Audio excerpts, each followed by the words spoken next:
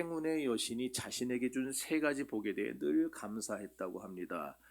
그 세 가지는 다름 아니라 첫째, 내가 짐승이 아니라 사람으로 태어난 걸 감사합니다 그랬대요. 두 번째는 나로 여자가 아니고 남자로 태어나게 하신 것을 감사합니다. 세 번째는 야만인이 아니라 헬라 사람으로, 그리스 사람으로 태어나게 하신 것을 감사합니다. 그걸 평생 자부심으로 여기고 늘 만나는 사람들마다 야, 행운의 여신이 나에게 이 세 가지 복을 줬어, 세 가지 복을 줬어, 그러고 다녔다는 거예요. 동서고금을 막론하고 모든 사람들의 공통점이 뭡니까? 다 복받기 원한다는 거예요. 그러지 않겠어요? 여러분 중에 복을 받기 싫어하는 사람은 없을 것 같은데, 그죠? 다 복받기로 원해요. 유교를 숭상하던 우리 조상들은 오복이라는 걸 말했어요. 오복이 뭔지 아세요? 오복이라는 말은 들어보셨죠? 네, 5가지 복. 그럼 5가지 복이 뭔지 아세요? 뭐예요? 눈? 네? 아, 눈 좋으면 복이라고? 네? 그 오복이 안 들어가요. 그거. 재물, 그렇죠. 돈 많이 버는 거. 아, 그 오래 사는 거. 그 다음에 그것도 오복이 안 들어가요. 네. 오복은 말 그대로 제일 중요한 거 5개라고 여기는 거예요. 그리고 치아가 좋은 거, 눈 좋은 거, 뭐 늙었는데 머리가 아직도 검은 거, 이거는 다 그냥 그 다음 것들이고. 부자 되고 건강하고 오래 살고 존귀해지고 자손이 많아지는 거, 이게 오복이에요. 알고 얘기하셔야 돼요, 이제 앞으로 오복을. 그러고 치아 좋으신 분들 계세요 지금도? 우리 유건사님 지금도 딱딱한 거 씹으세요? 뭐 씹어요? 아, 틀리요. 그리고 우리 조상들이 또 복을 얼마나 좋아하느냐, 명당에 묻히는 것도 복이라 그랬어요. 죽어서 명당에 묻히는 것도. 그래가지고 사람 죽은 다음에 어느 땅에 묻혀야 될 것인가 배산임수 찾아서 찾아다니고, 그냥 하여튼 우리 민족은요 이 복에 그냥 완전. 심지어 어떤 것도 복입니까? 자식이 부모 잘 만나는 것도 복이라 그러죠. 아내가 남편 잘 만나는 거를 부복이라 그래요. 남편이 그럼 반대로 아내 잘 만나면 초복 있다 그러죠. 그리고 젊어서 좋은 회사 들어가고 시험 치면 막 합격하고 그러면은 관복이 있다 그래요. 관복. 그리고 사람 잘 만나면은 인복이 있다 그래요. 그러니까 우리는 다 복을 갖다 붙였어요. 그냥 다 뭐든지. 그만큼 복을 좋아하는 민족이에요. 자, 이렇게 자나깨나 복을 희구하던 유교 사회였기 때문에 지금의 우리 시각으로 보면 웃기지도 않는 일들이 막 벌어집니다. 예를 들어서 자식 못 낳으면 대를 끊었다고 쫓아내죠. 그 여자 잘못이 아닌 경우가 많아요. 그죠? 그런 일들이 막 벌어졌어요. 무조건 잘못은 여자야. 그리고 또 며느리가 들어와 가지고 3년 안에 집에 어떤 일이 생겨요. 그러면은 재수 없는 누가 들어와서 집안 망했다고. 그래가지고 계속 구박을 해요, 며느리를. 지금은 그런 거 모르죠. 우리 젊은 세대들은, 우리 권사님 세대들은 알 거예요. 시어머니들이 그렇게 했을 거예요 아마. 그래가지고 사주와 궁합이라는 걸 따지기 시작했습니다. 사주팔자, 궁합 보고. 근데 그게 딱딱 들어맞아요? 언제나? 들어맞습니까? 저는 지금까지 태어나서 한 번도 안 봐봤어요 그거를. 그래서 맞는지 안 맞는지 잘 모르겠는데, 제가 아는 사람들이 본 사람들 보면은 맞는 사람 별로 없던데요 그거.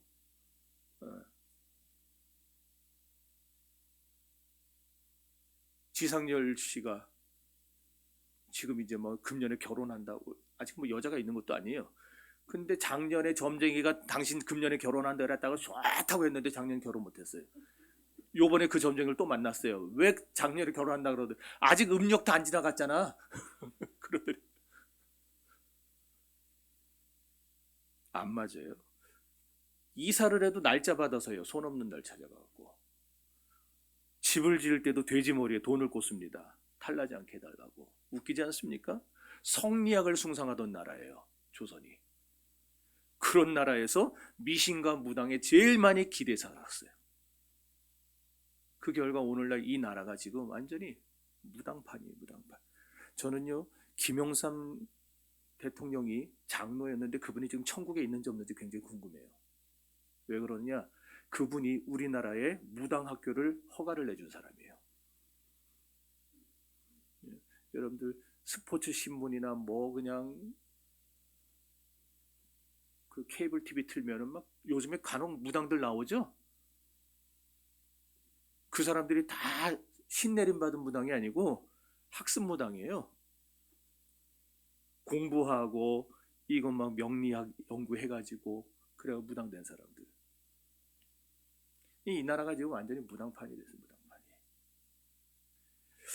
자, 그럼 유교는 그랬어요. 유교는 복이 오복이 복이라 그랬어요. 그럼 불교는 뭐를 복이라 그랬느냐? 삼재팔란에서 벗어나는 걸 복이라 그랬어요. 야, 이런 얘기할 때는 졸지도 않아요.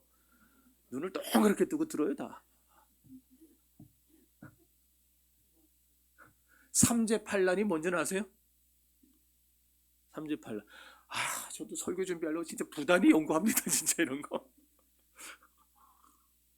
삼재란 말은 들어보셨죠? 그러잖아요. 요새 누가 가면 나 올해 삼재가 있대 막 이런 말 하잖아요.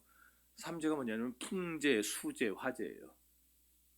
근데 이거 안 걸리는 사람 대한민국에 하나도 없습니다. 전 세계. 그래서 뭐 삼재가 있다 그러면 물가도 안 가요. 불도 안 펴요. 그런다고 불 안 나요? 그런다고 뭐 물에 안 빠집니까? 팔란은 뭐냐면 팔란은 되게 어려워요. 제지옥난, 제축생난, 제악위난, 제장수천난, 제울단월난, 농맹음한난, 세지변총난, 불전불운난. 이게 뭔지를 설명을 해야 되는데 그러면 시간이 너무 가가지고 어쨌든 한마디로 하면은 뭐냐, 이 8개는 인생을 살면서 맛보는 쓰디쓴 재난과 고통이라는 얘기예요. 자, 그러니까 동서고금을 막론하고 다 이게 복이다 저게 복이다 5만 가지 복을 말합니다. 그죠? 그러면 우리가 믿는 기독교는 도대체 뭐를 복이라 말하느냐? 이제 그거를 봐야죠. 이 종교는 이게 복이다 저 종교는 저게 복이다 말하는데, 그럼 오늘날 우리가 믿는 기독교는 도대체 뭐를 복이라고 말하느냐, 그리고 그 복을 받으려면 어떻게 해야 받을 수 있느냐? 두 가지입니다. 창세기 1장 22절과 28절에 보면 연거푸 2번씩이나 이렇게 말을 해요. 하나님이 그들에게 복을 주셨다. 그래요. 하나님이 그들에게 복을 주셨다. 결국 우리가 뭐가 복이냐? 그 다음에 창세기 2장 3절에 보면은요, 하나님이 그 7째 날을 복되게 하사 7째 날을 복주사 그랬어요. 7째 날이 무슨 날이에요? 안식의 날. 우리로 치면 주일날. 그러니까 결국 여러분이 복받기 원하면은요, 뭐 오복이니 삼재니 그런 거 다 치우고 진짜 여러분이 살면서 복받기를 원한다면 주일 성수 똑바로 하셔야 돼요. 주일날 빠지면서 복받기를 원하는 거 애초에 물 건너간 거예요. 복받기를 구하지 마세요. 구한다고 다 되지도 않아요. 기독교인들은요, 성수주일 제대로 못하면은요 자동적으로 복은 물 건너가는 겁니다. 아니, 기분 나빠도 상관없어요. 주일 성수하세요. 왜? 하나님이 7째 날을 복을 주셨기 때문에. 그리고 그들에게 복을 주셨어요. 하나님을 찾아 나오는 자들에게 복을 주셨어요. 그럼 어떻게, 성경이 그렇다는데.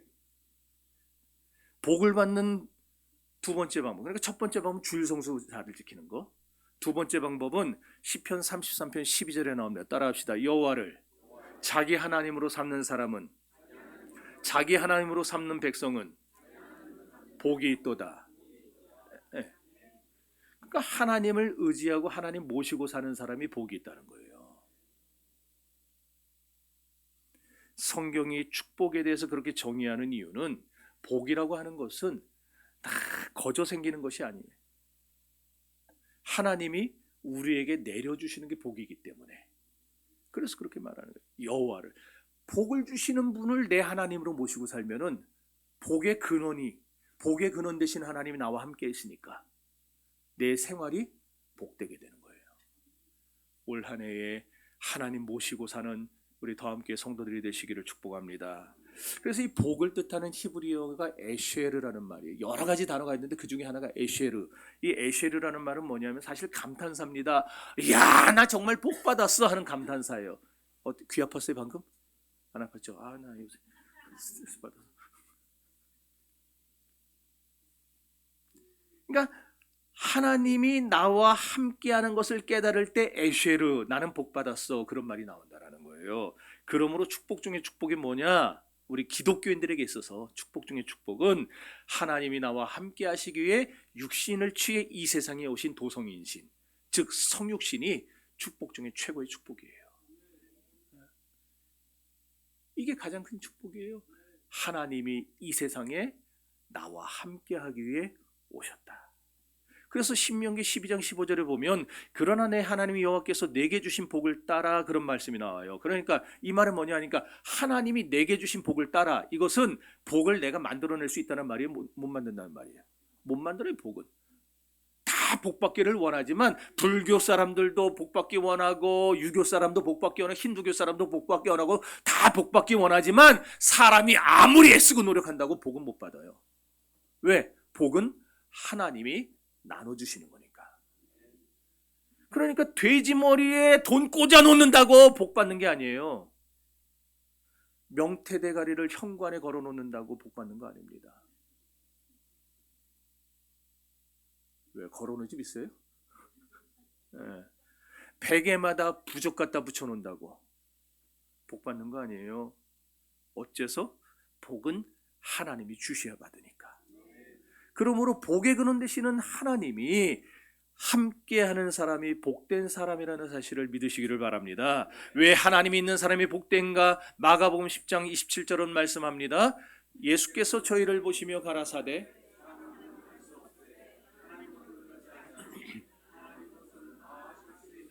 아멘. 왜 하나님이 있는 사람이 복되냐? 우리 인간은 못하는 거 투성이에요. 할 수 있을 것 같은데 못하는 게 훨씬 더 많아요. 그런데 하나님은 못하시는 게 없어요. 불가능이 없으신 분이에요. 그러므로 사람은 할 수 없으되 하나님은 할 수 있습니다. 그러니 모든 걸 할 수 있는 하나님이 나와 함께하는 것이 복인 거예요. 이렇게 할 수 없는 인간에게 하실 수 있는 하나님이 함께 하시면서 우리의 부족을 메워주십니다. 나는 부족해요. 나는 모자라요. 나는 할 수 없는 거 투성이에요. 그러나 모든 걸 하실 수 있고 모든 게 가능하시고 모든 걸 다 갖추신 하나님이, 모든 만물의 주인이신 하나님이 나와 함께 하시면서 그래? 황 목사가 이게 부족해? 그걸 부족을 채워주세요. 내가 무능해? 무능해? 그럼 내가 능력으로 너에게 주면 되지. 채워주세요. 그렇게 해서 우리를 바꿔주시는 거예요. 그러니까 예수를 만난 사람은요, 세상 말로 팔자가 더럽고 재수가 없고 아무 상관없어요. 예수를 만난 사람은요, 하나님이 채워주세요. 하나님이 다 부족한 것을 보시고 메꿔주세요. 올 한 해에 그런 역사 있기를 주의 이름으로 축원합니다. 그래서 하나님이 나와 함께하는 것이 진정한 복이라는 거예요. 예. 그렇기 때문에 예수님이 가시는 곳마다 어땠어요? 복이 나타나죠. 예수님이 가시는 곳마다 복이 나죠. 왜? 하나님이 함께하니까, 하나님이 가시니까 복이 나타나잖아요. 그래서 죽은 자가 막 살아나잖아요. 병든 자가 일어나잖아요. 약한 자가 강해지잖아요. 무지한 자가 똑똑해지잖아요. 모든 사람들이 다 자기의 문제와 아픔과 고통들을 해결받고 주님 앞에서 온갖 각색병자들이 다 고침받는 역사가 일어나게 되지 않습니까? 왜? 복이 들어가니까. 복 없는 사람도 복된 사람으로 바뀌게 되는 거예요. 오늘 시편 83편 말씀을 보면은 이 시편 기자 아삽은 복이 있는 사람이었어요. 왜 그런가? 아삽은요, 복의 근원이 되시는 하나님을 모시고 살던 사람이었기 때문입니다.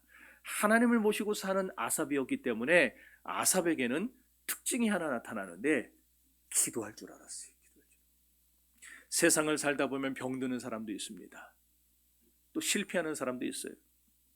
그게 왜 그러느냐? 아까도 말했지만 인간의 힘으로 할 수 없는 것들이 있어서 그래요. 내 힘으로 안 되니까 실패해요. 내 힘으로 안 되니까 병들어요.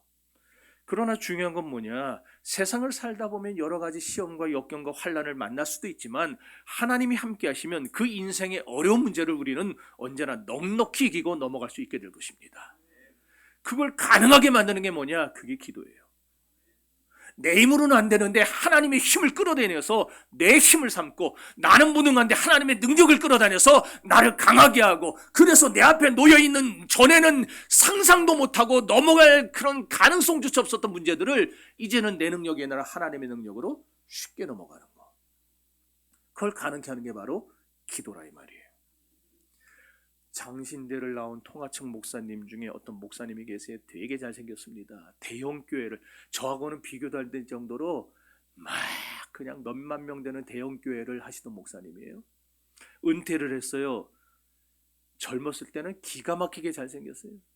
샤프했어요 그냥 막. 그런데 이분이 은퇴를 했는데도 내가 실명을 거론 안 하는 이분이 아직 살아계셔서 소송 걸까봐. 추종자들이 여전히 많아가지고 유튜브에 계속 설교가 올라옵니다. 그분 하는 설교가. 근데 이분이 이번에 어떤 설교를 했냐면은, 매일 같은 기도를 반복하는 것은 우상 숭배자들이 하는 기도다 그랬어요. 매일 같은 기도를 반복하는 것은 우상 숭배자들이 하는 기도다. 그분에 의하면 저는 우상 숭배자입니다. 왜? 제가 어떻게 가르쳤어요? 기도는 언제까지? 응답될 때까지 하라 그랬잖아요. 저는 기도는 응답될 때까지 하라. 나는 계속 그렇게 5년 동안 그렇게 가르쳤어요. 그러니까 그분의 논리에 하면 저는 우상 숭배자예요. 자, 그러면 봅시다. 성경이 뭐라고 하느냐? 바울이 자기 병을 고쳐달라고 몇 번 기도했죠? 성경에? 3번 기도했죠? 그럼 그 3번이 숫자적인 3회일까요? 성경의 3은 완전 수입니다. 그러니까 바울은요, 끊임없이 기도한 거예요. 끊임없이. 안 그렇게 해서 여러분 몸이 아프고 안지리면 뭐예요? 눈이 맨날 진물이 나고 아파하고 안 보이는 거 아니에요. 복음 전파 사회 가는데 그거 얼마나 괴롭습니까? 어떤 사람은 간질이라 그래. 간질. 뭔지 알죠? 뒤집어져가지고 막 입에 거품 흘리고 막 떼굴떼굴 구르는 거. 안질이 됐든 간질이 됐든 그런 병을 앓고 있는 사람이 복음 전도할 때, 전도하다가 간질이 일어나면 어떡할 거예요? 설교하다가 간질이 일어나면. 그러니까 바울이 매일 기도 안 했겠어요? 끊임없이 기도 안 했겠어요? 그런데 그렇게 끊임없이 기도할 때 하나님이 뭐라고 하세요? 내게 있는 은혜가 너에게 족하다. 뭔 말이에요? 안 고쳐주겠다는 거예요. 넌 그냥 그대로 살아. 그랬더니 바울이 그 다음부터 기도해요, 안 해요? 안 해요. 여러분들도요, 매일 기도하다가 하나님이 아이 하지마, 안 들어줄 거야. 그 음성 들으면 안 하셔도 돼요. 네. 그런데 그런 음성을 안 들려주시면은 응답될 때까지 기도하라고요. 바울이 그랬잖아요. 그럼 바울은 사람이니까, 자, 그러면 이제 하나님의 말씀으로 가봅시다. 예수님이 누가복음에 사신 비유 중에 그런 비유가 나옵니다. 어떤 마을에 참 괴롭고 억울한 일을 당한 과부 하나가 있었어요. 얼마나 살기 힘들겠습니까? 사기를 당했어요. 이거 돌려받지 못하면은 자식들하고 살아갈 방법이 없어요. 그냥 혀 깨물고 죽어야지. 그래서 날마다 그 고을에, 우리로 치면 원님이죠. 사또를 찾아가서 사또 그러면서 막 우는 거예요. 살려달라고 억울해 죽겠다고. 근데 이 사또는 뇌물을 좋아해요. 근데 이 과부가 뇌물을 줄 돈이 없어요. 그러니까 그 여자가 날마다 동원 앞에 와서 무릎 꿇고 사또 그래도 들은 척도 안 하는 거예요. 그런데 이 여자가 밖에 이러고 있다가 사또가 나가면 쪼르르 따라가서 가마 붙잡고 사또 그러고 몇 달을 그렇게 쫓아다니니까 사또 마음에 괴로움이 드는 겁니다. 그래서 거기 누가복음에 뭐라 그럽니까? 네가 강청함을 인해서 들어주겠다. 강청함이라는 건 뭐예요? 붙들고 물고 늘어지는 거예요. 늘어지는 거. 내가 너의 그 마음을, 너의 그 요청을 들어주고 싶은 생각은 없는데 하도 나를 귀찮게 하니까 들어주겠다 그랬어요. 그랬더니 그 얘기를 하신 다음에 예수님이 하신 말씀이에요. 예수님이 뭐라 그러셨느냐? 불의한 재판관도 과부의 강청하는 기도를 들어주었거늘 하물며 하늘에 계신 내 아버지께서 너의 밤낮 부르짖는 자들의 택한 백성들을 부르짖는 기도를 들어주지 아니하시겠느냐 그랬어요. 예수님이 하신 말씀이에요. 밤낮 부르짖는 그 기도를 들어주지 아니하시겠느냐. 그러니까 매일 기도하라는 거예요. 하지 말라는 거예요. 하라는 거예요. 여러분들이 알아서 판단하세요. 누가 옳은지는. 그분은 대형교회 목사님이셨고 저는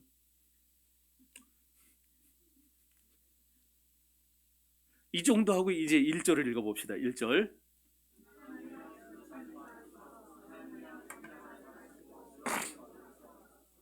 자, 13절도 읽어보세요.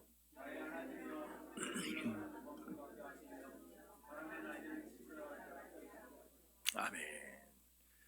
지금 시편 기자가요 1절과 2절은 자기 상황을 하나님 앞에 토로하면서 낱낱이 하려면서 기도하고 있는 건데, 자기 상황이 어떤 상황이냐, 너무너무 지금 심각한 위기에 직면해 있다라는 거예요. 그걸 어떻게 하느냐, 이 문장을 1절과 2절의 느낌이 여러분 어떠세요? 읽어보니까 그냥 조용히 하나님 힘들어요, 할 수 있으면 도와주시고, 이런 기도인가요? 지금 어떤 기도인 것 같아요? 1절과 2절이 막 악을 쓰면서 부르짖는 통성기도를 하고 있는 거예요.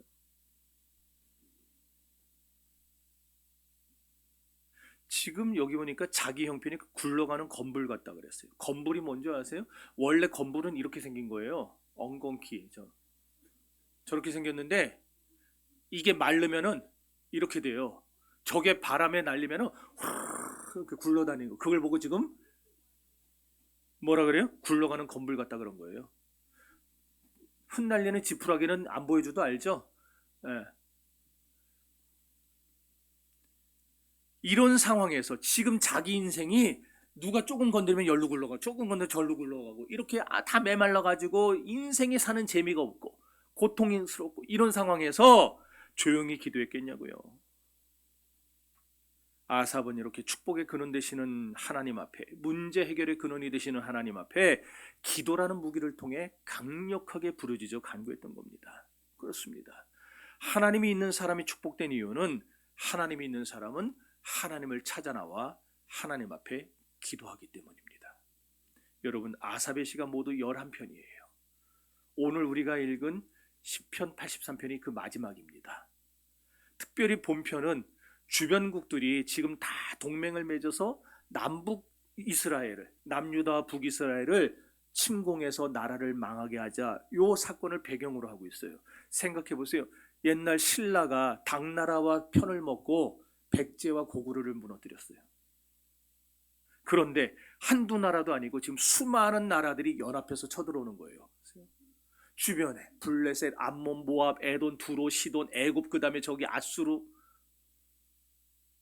이 나라들이 다 편을 먹어서 지금 저 조그마한 남유다와 북이스라엘을 먹자고 쳐들어오는 이 상황. 나라가 망하기 일보 직전이에요. 5절부터 8절까지를 보면은 이렇게 서로 동맹관계를 맺고 공격해오고 있는 역사적인 사건을 배경으로 본편을 기록을 했는데, 이런 상황 속에서 지금 시편 기자가 하나님께 도와달라고, 살려달라고 부르짖고 있다는 거예요. 그렇다면 오늘 본편이 우리에게 보여주는 진리는 무엇인가? 어떤 절망적인 상황 속에서도 기도하면 살 길이 열린다는 겁니다. 아멘. 그렇게 할 거면 하지 마세요. 어떤 상황 속에서도 기도하면 살 길이 열립니다. 열립니다. 할렐루야. 지금 여러분 답답한 거 없어요? 없나 봐요. 저는 있는데 여러분 답답한 거 없나 봐요. 지금 우리나라 이 나라 문제를 봐도 얼마나 답답합니까 지금. 대통령도 탄핵되고 국무총리도 탄핵되고 지금 이제 하고 있는 최상목 씨도 이제 탄핵한다 그러고, 도대체가 어디로 끌고 가자는 건지. 국가적으로 답답해요. 정치적으로 암담해요. 막 극우 극자가 지금 막 그냥 기승을 부리고 있고, 경제적으로 답답해요. 트럼프는 또 관세 폭탄을 터뜨렸어요 지금 이제. 그러면 우리나라는 살려두겠어요? 또 주한미군도 방위세 내라고 또 올린다고 그러겠죠? 또 뭐 무기 빼겠다 그러겠죠? 우리나라는 지금 답답한 문제 투성이에요. 가정적으로는 안 답답하세요? 여러분 가정은 지금 다 만고 땡입니까 그냥? 할렐루야 이럽니까? 우리 권사님은 그러신가 보네. 할렐루야. 그럼 대부분 다 지금 다 좋아요? 가정적으로? 문제 없어요? 그렇지 않잖아요. 답답하지 않아요? 그렇지만 중요한 건 뭐냐? 우리가 어떤 문제를 만났든지 간에 그 문제를 푸는 사람은 내가 아니에요. 축복을 주시는 하나님이 내 문제를 풀어주셔야 풀리는 거예요. 그죠? 그러니까 여러분이 어떤 문제를 만났든지 간에 어떤 어려움을 지금 직면했든지 간에 풀릴 길이 있다니까요. 해결될 방법이 있다니까요. 뭐예요? 하나님 만나시기를 바랍니다. 하나님 만나시기를 바랍니다. 새롭게 시작된 2월에 하나님께서 이 나라 이 민족의 문제를 풀어주셔야 돼요. 그리고 여러분의 가정 문제도 풀어주시기 바랍니다. 아울러 우리 교회의 문제도 풀어주시기 바랍니다. 그래서 시편 83편은 이렇게 남북 이스라엘이 직면해 있는 어려운 상황에다 우리 성도들이 처한 곤경을 대비합니다. 그러면서 이럴 때 기도만이 해결의 길이라는 사실을 보여주고 있는 거예요. 자, 3절을 다시 읽습니다.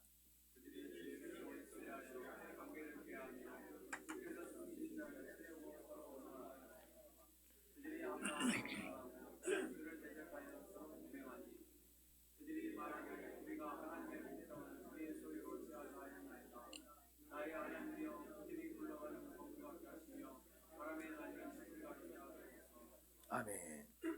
지금 여기 계속 그들이라는 말이 반복되고 있죠? 그죠? 여기서 말하는 그들이 누굴까요? 그들. 2절 보니까 주의 원수들이 그랬어요. 또 주를 미워하는 자들이 그랬습니다. 맞습니다. 그들은 우리의 원수가 아니에요. 지금 겉으로 볼 때는 유다와 이스라엘을 쳐들어오려고 하는 그 외적들, 내 적군 같죠? 내 원수 같죠? 그러나 엄밀히 말하면 그들은 내 원수가 아니라 하나님의 원수예요. 하나님의 원수. 여기서 알 수 있는 게 뭐예요? 우리를 미워하는 자들은요, 나를 미워하는 게 아니라 하나님을 미워하는 겁니다. 이해가 되세요? 이 표현은 하나님과 우리와의 언약 관계를 드러내주는 표현이에요. 왜 나를 미워하는 게 하나님을 미워하는 게 되느냐? 여러분을 망하게 하고 여러분을 짓밟으려고 하는 그걸 왜 하나님은 여러분에 대한 공격이 아닌 하나님 당신에 대한 공격으로 받아들이느냐? 여러분이 하나님의 백성이기 때문에, 자기의 아들 예수 그리스도의 핏값으로 구원한 하나님의 아들 딸이기 때문에. 그래서 여러분을 공격하는 걸 하나님은 스스로 당신에게 대한 공격으로 받아들이는 거예요. 그러니까 누군가 여러분을 막 괴롭히고 공격할 때 하나님은 어떻게 생각하느냐? 저놈은 아무개의 원수가 아니라 내 원수다, 그렇게 생각하세요. 그래서 아무리 하나님의 백성이 위기에 처하고 어려운 시련에 처해도요, 망하지 않는 이유는 뭐냐? 그 하나님의 백성을 하나님께서 당신의 가족으로, 당신의 가족인 언약 백성으로 여겨주시기 때문이라 이 말이에요. 언약 백성이 뭐예요? 조금 아까도 말했지만은 그리스도의 피로 씻음받은 백성. 그러니 자기 외아들을 죽여 그 피를 흘려 구원하신 여러분이 망하는 걸 하나님이 원하시겠어요? 여러분이 쓰러져서 패배하고 완전히 널브러져 가지고 이제 난 끝났다고 하는 걸 하나님 보고 싶어 하시겠냐고요? 아니라고요. 그래서 오늘 시편 83편은 주님의 백성들을 괴롭히는 이 주의 원수들을 하나님께서 징치하시는 모습을 보여주고 있는 겁니다. 따라합시다. 그들은 엔돌에서 패망하여 땅의 거름이 되었나이다. 땅의 거름이 돼버렸어요. 땅의 거름. 에돔, 이스마엘, 모압, 암몬, 하갈, 그발, 아말렉, 블레셋, 두로, 아수르, 그 다음에 미디안, 가나안, 그 다음에 사람 이름도 나와요. 오렙, 스엡, 그 다음에 살문나, 세바. 이런 강력한 나라와 강력한 사람들이, 이거 다 얘기하려면 여러분 이 사람들 누군지 알아요? 죽겠다니까 내가 아주 그냥 아주. 근데 지금 말하면은 이 사람들 설명하는 데만 한 2시간 걸릴 거예요. 나중에 기회 될 때 합시다 하고. 자, 어쨌든 이런 강력한 나라들과 강력한 사람들이 동맹을 맺어 쳐들어온 겁니다. 자, 그러면서 뭐라고 하느냐? 12절.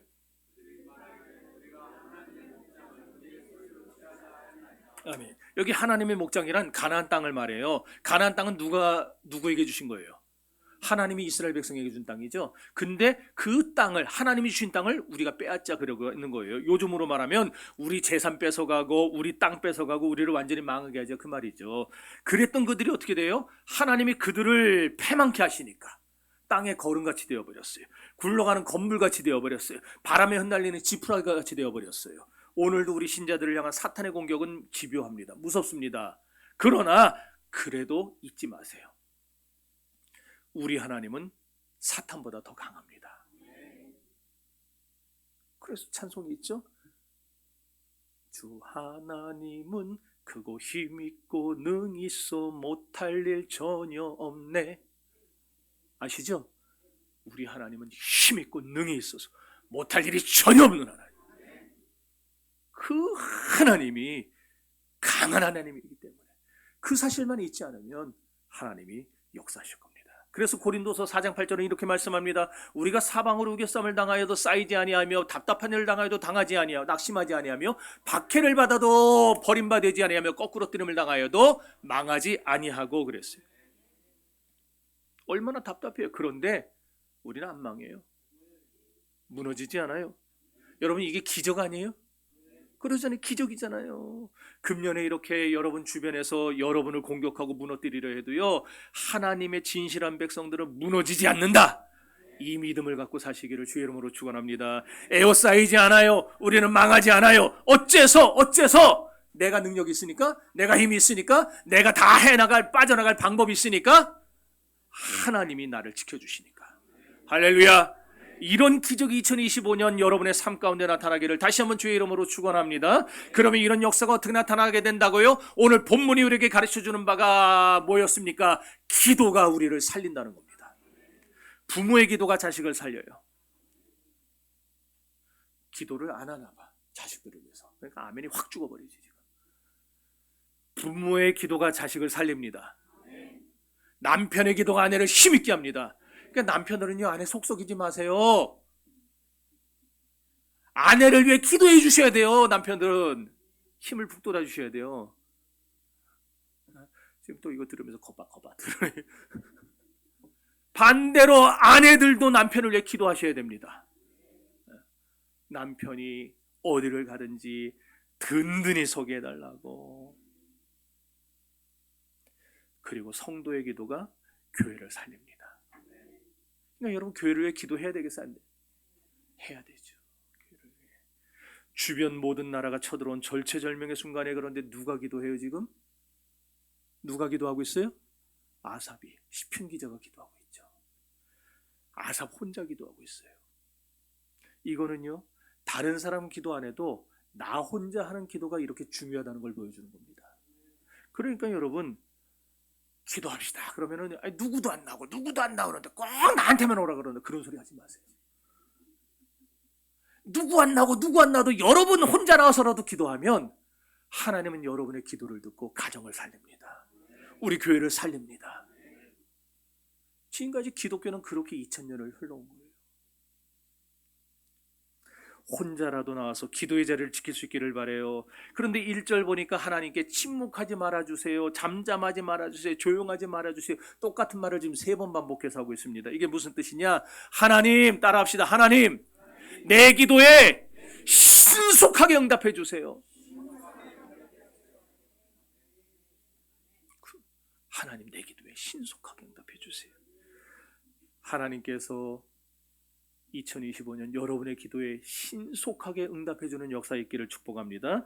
자, 그럼 기도가 뭐냐? 첫째로 기도란 실상을 낱낱이 해야 되는 거예요. 누구의 실상을? 내 실상을. 자, 2절부터 5절까지 읽어봅시다.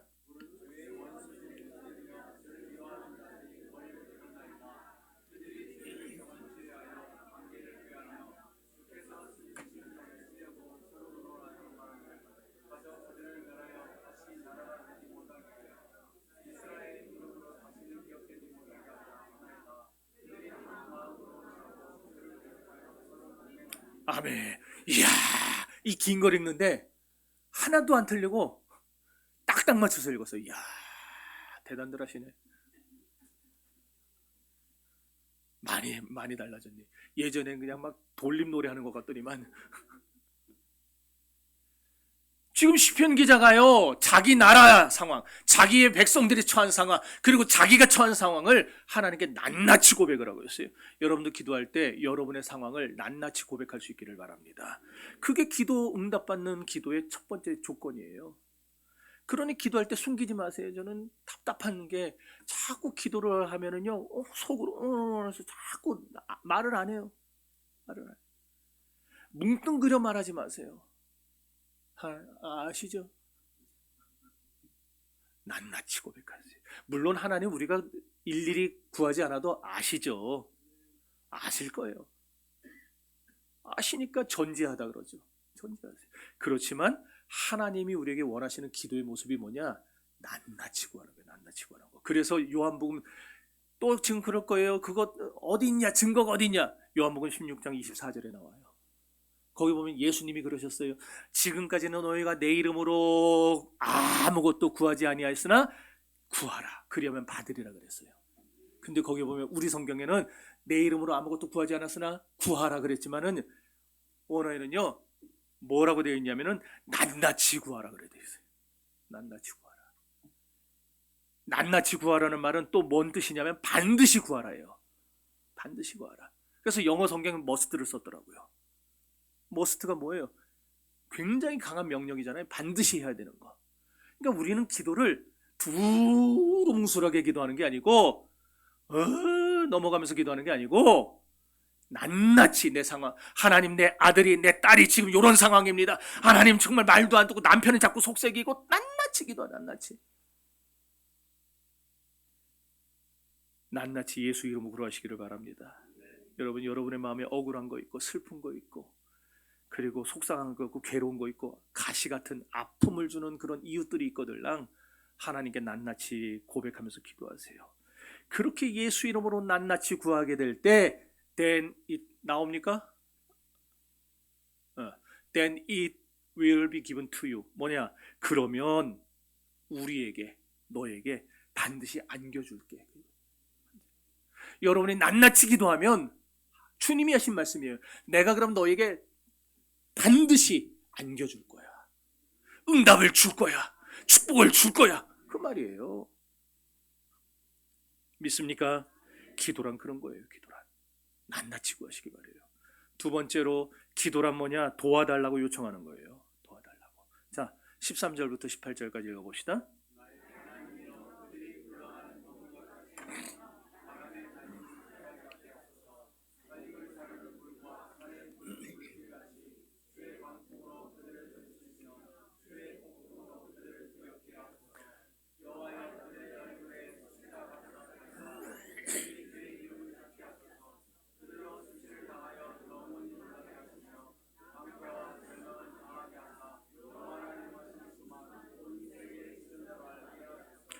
아멘.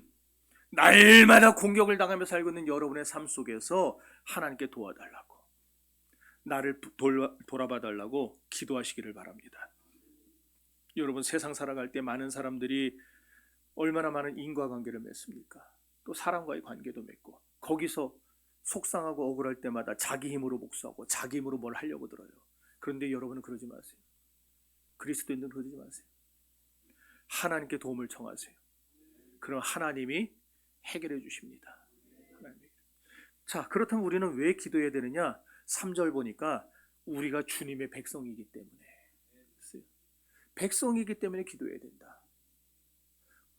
영어 역본 중에 언제 한번 얘기했는데 CEV라는 버전이 있어요. 여러분 NIV를 제일 많이 할 텐데 CEV라는 버전이 있어요. 거기 보면은 우리가 주의 백성이기 때문에를 뭐로 번역했냐? 우리가 주의 보물이기 때문에, 트레저로 번역했어요. 우리가 주의 보물이기 때문에. 그래요. 주님의 백성은 주님께 기도해야 합니다. 그렇게 기도하는 백성을 하나님이 뭐처럼 여겨주시느냐? 보물처럼 여겨주세요. 그러니까 기도하는 성도가 하나님께 존귀 여김을 받는 거예요. 믿습니까? 또 4절 보니까 이스라엘이라고 나오는데 이 이스라엘은 이스라엘 12지파만 말하는 게 아니라 지금 무슨 뜻이냐? 하나님의 통치를 받는 백성을 말해. 그러니까 오늘날 이 신약시대에 여러분을 말하는 거예요. 하나님의 만져주심을 바라고 이 예배당에 나온 여러분을 지금 이스라엘이라고 그랬어요. 그러니까 지금 여기 있는 구절들을 다 묶어서 해석을 하면 지금 교회는 다니는데 기도 안 하는 사람은 어떤 사람이냐? 하나님의 통치 바깥에 있는 사람이에요. 심하게 말하면은요, 죄송합니다, 하나님과 아무 관계도 없는 사람. 교회는 다니면서 기도하지 않는 사람들은요, 하나님과 관계가 없어요. 한 집에 사는데 아버지 어머니와 대화도 안 해. 밥도 안 먹어. 아침에 언제 나갔는지 저녁에 언제 들어왔는지 몰라요. 도대체 애가 어디서 뭐하고 다니는지. 1년 2년. 그게 자식이라 할 수 있어요? 부모라 할 수 있어요? 자식이 부모를 인정하면 그렇게 하겠어요? 그런데 오늘날 한국교회 안에는요, 6개월, 1년, 아주 거북이에요, 거북이. 거북이가 800일을 밥 안 먹고 산대요. 800일 동안 기도 안 하고도 우리는 거뜬히 살아요, 그냥. 밥 먹을 때 하는 거 기도라고 생각하지 마세요. 밥 먹을 때 몇십 초 하는 게 무슨 기도입니까? 금년에 하나님의 통치 안으로 다 들어오시기를 바랍니다. 하나님과 관계를 맺고 사시기를 바랍니다. 이제 봄이 오는 길목이잖아요. 봄이 오잖아요. 벌써 바람이 조금 따뜻해지고 있어요. 저만 느끼는 건지 몰라도. 이 봄이 오는 길목에서 기도의 참맛을 아는 성도들이 되시기를 바랍니다. 기도하면 하나님이 내 삶에서 찌꺼기를 다 건져내 주세요. 찌꺼기를. 염전 가보셨어요? 염전 가서 한번 체험해 보신 분 계세요? 거기 가면은요, 바닷물이 있는데 햇볕이 쨍쨍 내리쬐면은요, 그 밀대 가지고 막 밀어요. 그러면요, 분명히 그냥 바닷물이 같았는데 밀고 나면 저 끝에 뭐가 나와요? 소금 결정체가 딱 쌓이잖아요. 그렇죠? 딱 밀면 거기 쌓여요. 마찬가지예요. 우리가 기도하면 하나님은 우리 인생의 찌꺼기들, 나를 괴롭게 하고 나를 슬프게 하고 나를 억울하게 하고 나를 날마다 눈물 짓게 하는 그 모든 억울함 쌓은 모든 찌꺼기들, 내 생활의 아픔들을 주님이 다 밀대로 밀어버리시는 거예요. 그리고서는 툭 걷어갖고 버려요. 그게 뭐 좋다고 갖고 있겠어요? 버려요. 기도가 그런 거예요. 그러니 여러분, 하나님께 우리 사정을 낱낱이 아뢰시고 하나님께 눈물로 호소하시면 하나님이 우리의 찌꺼기를 걷어내신다는 것을 믿으시기를 바랍니다. 그래서 그런 하나님이 내 인생에 찾아오면은 다 해결이 되는 거예요. 다 해결이 돼. 그러니까 하나님을 찾은 사람, 예수를 만난 사람은 다 얻은 것이고 예수를 놓친 사람은 다 놓친 사람이에요. 여러분, 2025년에 우리 다 함께 성도들이 예수를 붙잡고 사시기를 바랍니다. 예수 중심의 삶을 사시기를 바랍니다. 예수가 내 삶에 들어오면 여러분의 모든 것 다 해결될 것입니다. 믿습니까? 루시 모압 땅에서 베들레헴 땅으로 돌아왔을 때에 먹고 살 방법이 없잖아요. 과부 시어머니, 과부 며느리 둘이서 할 게 없어요. 일을 안 주니까. 그래가지고 남들 타작마당에 가서 거기 떨어진 이삭 주워다가 그걸로 밥해 먹고 살았어요. 얼마나 비참합니까? 땅에 떨어진 이삭 나달 주워다가 먹고 살아야 되니까. 그러다가 보아스를 만나게 됐는데, 루시 보아스를 만났을 때 그런 말을 해요. 당신의 옷자락으로 나를 덮어주세요. 당신의 옷자락으로 나를 덮어주세요. 나를 당신의 아내로 삼아주세요. 그 말이에요.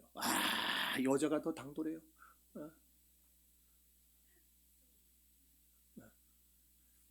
교회도 보면 남자들도 여자들이 더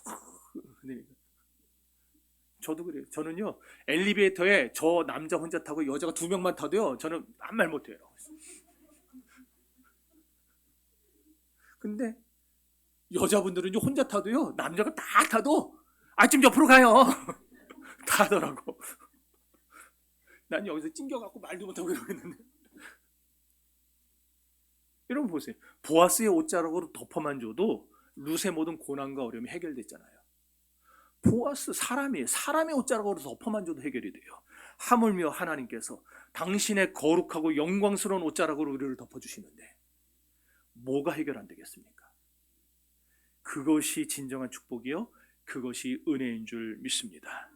우리가 세상적으로 살면서 당하는 시련과 어려움이 참 많습니다. 경제적인 시련, 질병의 고통 얼마나 많습니까? 우리 주변에 요새는 또 외로움에 치를 떠는 사람들도 많아요. 외롭다, 외롭다. 여러분 혹시 외로운 사람 손 들어보세요. 외로운 사람, 외로운데 창피해서 못 들겠는 사람 손 들어보세요.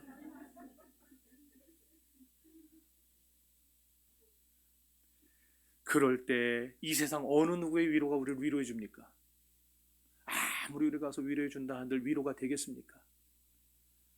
그러나 주님의 옷자락으로 우리를 덮어주시면, 그러고 그 찾아오신 주님이 다 안다, 그래서 우리 눈에서 눈물 닦아주시면 모든 문제가 해결되는 줄 믿습니다.